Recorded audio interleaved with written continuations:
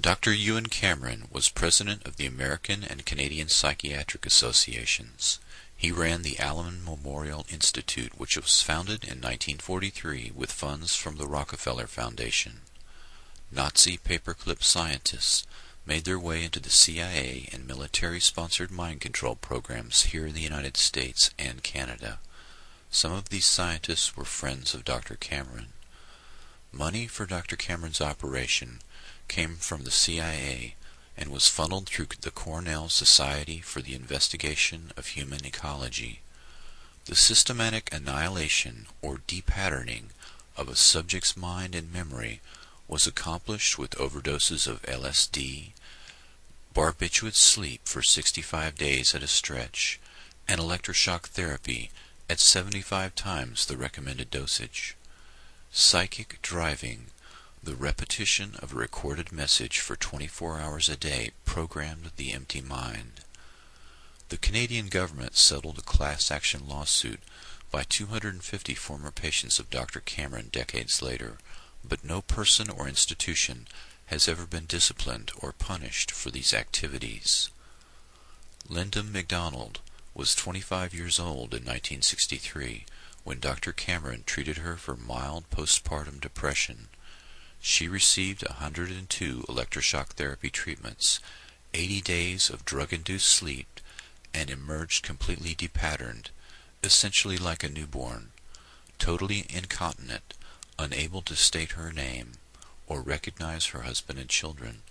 She had to relearn how to drive, cook, read, and use a toilet. Eventually, unlike many of Dr. Cameron's patients, she made a fairly complete recovery. Dr. Cameron was the premier psychiatrist of the 20th century. He had studied Nazi scientists at the Nuremberg trials and later replicated many of their methods and sought their assistance in the race to control the human mind.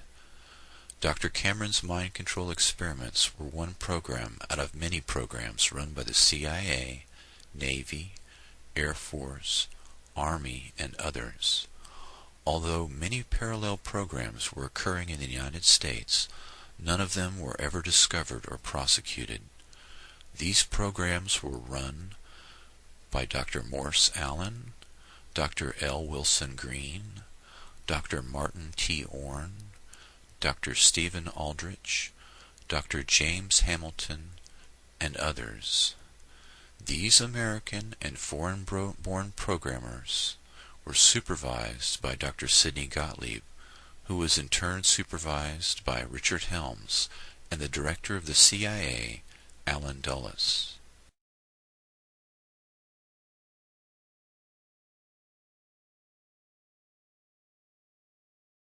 I was tired, I was depressed, my back was hurting, and so he said to the children's father, why don't you go to Montreal and visit this Dr. Ewen Cameron, this famous man who has all of these accolades, and have an assessment. So we went. My medical file even says that I took my guitar with me.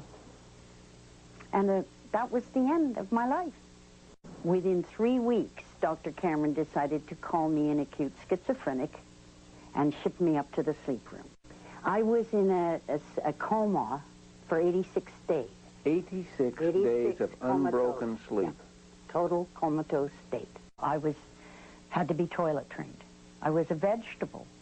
I had no identity. I had no memory. I'd never existed in the world before. Like a baby. Just like a baby that has to be toilet trained. Pictures, and I know who that is, who they are, but I don't remember them as my children at all.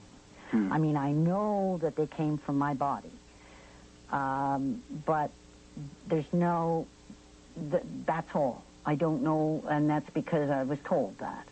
So these are my children. I'm stubborn, too. It got to the point where every time, whether it was John Crosby or Raina Titian or then the Honorable Kim Campbell, it got to be, you guys, we're gonna stay alive. And I said that to Brian Mulrooney, too. If you think I'm going away, you've got another thing coming. I'm not going to go away. I finally discovered...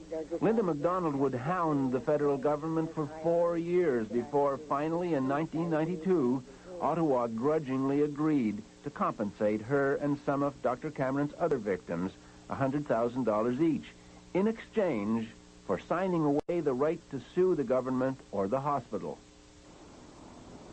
But it was an ambiguous victory. Ottawa refused to acknowledge any wrongdoing at the Allen, a conclusion backed up by a legal review of what happened there. It was an awful feeling to realize when I found this out that the man whom I had thought cared about what happened to me didn't give a damn. I was a fly, just a fly.